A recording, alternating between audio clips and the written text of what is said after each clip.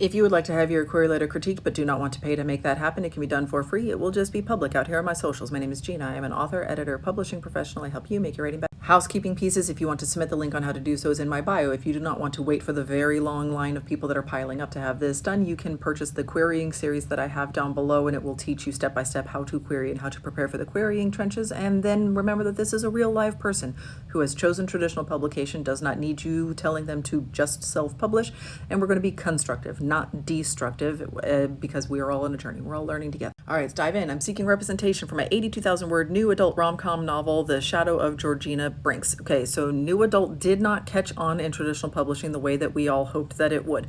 It sort of got co-opted by self-publishers as like college age kids, so they basically like felt like YA, but they were college age, and now they could be really graphic about the intimacy on the page. And so traditional publishing was like, okay, cool, you guys got that under control, we don't need to worry about it. Young adult is in the children's department. Adult is the adult department. These are different publishing departments. They are different lines. They are sometimes different imprints, different publishers altogether. Agents are separate, like they're separate business lines. So selling new adult doesn't really work in traditional publishing. This might change.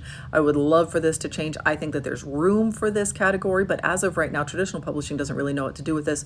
So you either need to put it on the side of adult or young adult. Okay, 80,000 word count is great no matter what. Twin of a famous movie star must impersonate her sister. She recovers from addiction. Okay. So shadow versus twin. Okay. So how far is she willing to go to keep up the charade, and what happens when a fake PR relationship turns real for the wrong person? We don't like rhetorical questions in query letters. You can either rephrase this, but this also doesn't sound like this needs to be in this opening paragraph. This is a really long metadata paragraph. I don't think that this is all necessary here. So like, fake dating trope is the takeaway here. Maybe we have this hook about the twin of the famous celebrity, the twin of the famous movie star impersonating her sister with addiction underneath it. Like that hook could stay, but this piece, we don't need that here. The relationship turns real for the wrong person. The story is centered around fake identities. Yeah, you told us that like 3 times now. And relationships, which is why I'm pitching this novel as The Parent Trap meets How to Fake It in Hollywood. You either need this hook or you need this pitch line, but you don't need both, and you definitely don't need the two in between it to also explain that. So this can be like whoosh, cut down by like 75%.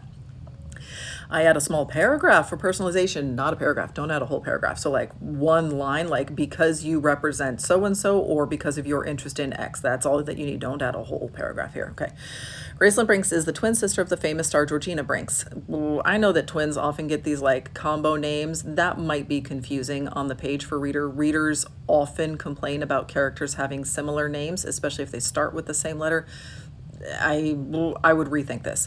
So like, I would go with something more like Addie and Maddie. So like they sound the same, but on the page they look very different, rather than that first letter. That's the thing that trips everybody up. People get really mad about that first letter on the name. One day, Georgina is found in the depths of alcohol and drug addiction, which forces her to go to rehab. To keep this news out of the public eye and save her crumbling public image, Gracelyn steps in and pretends to be Georgina from movie premieres. So I would again condense and reframe this. So Georgina, so Gracelyn is stepping in when her sister is found. So Gracelyn's your point of view character, not Georgina. See, already I'm starting to trip over these names.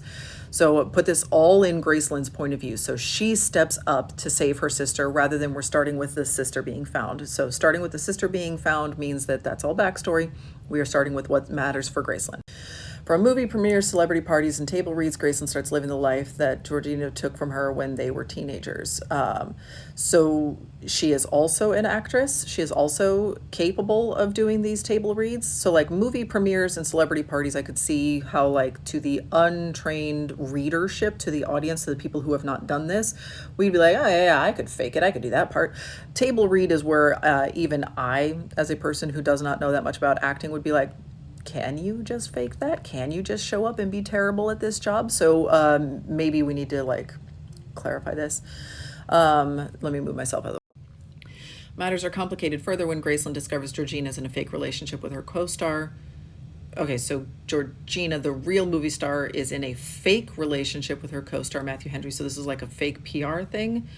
Gracelyn is now forced to navigate. Oh yeah, I definitely recommend changing these names, or at least one of them. So Gracelyn is now forced to navigate this PR relationship. Okay, so I did understand that. Without anyone, including Matthew, knowing the truth, but how far is Gracelyn willing to go for her sister? Okay, so that's a fun concept because like a PR relationship, they're not really in a relationship, they're faking it for the cameras, right?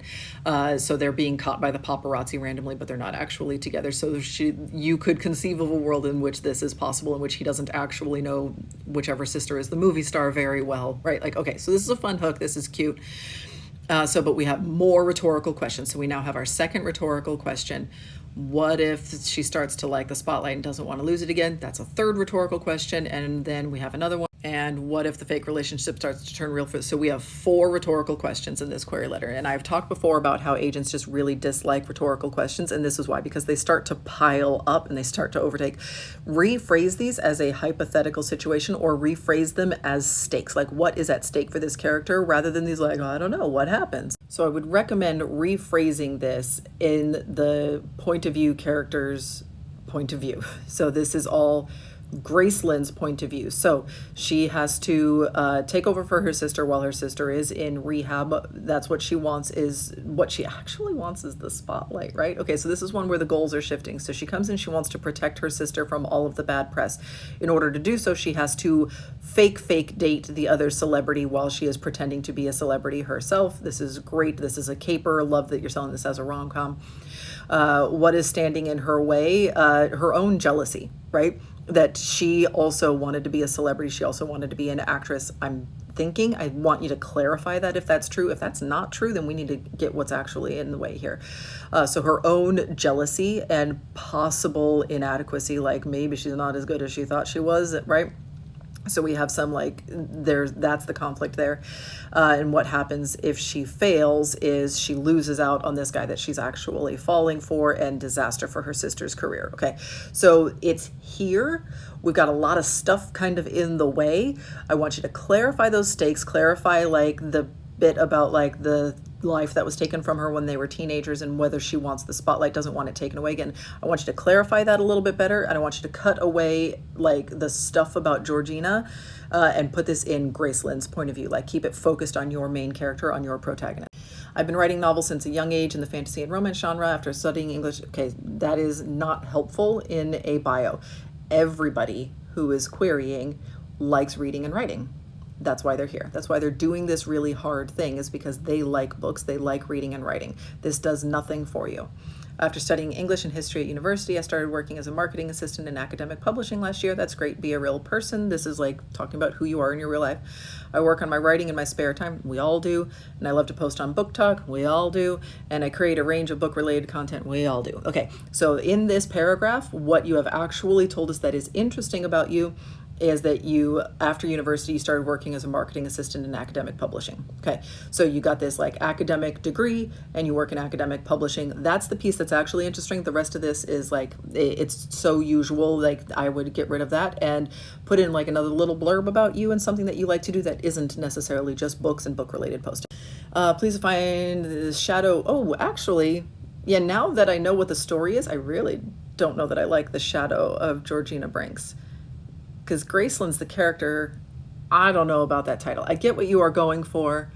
I am the eldest sister, so I'm the one casting the big shadow. So I don't know what that life's all about.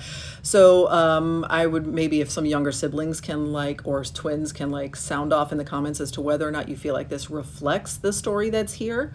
I'm not super sold on it. That sounds maybe darker than what we are going for. Maybe not. I would like to hear what people think about that title.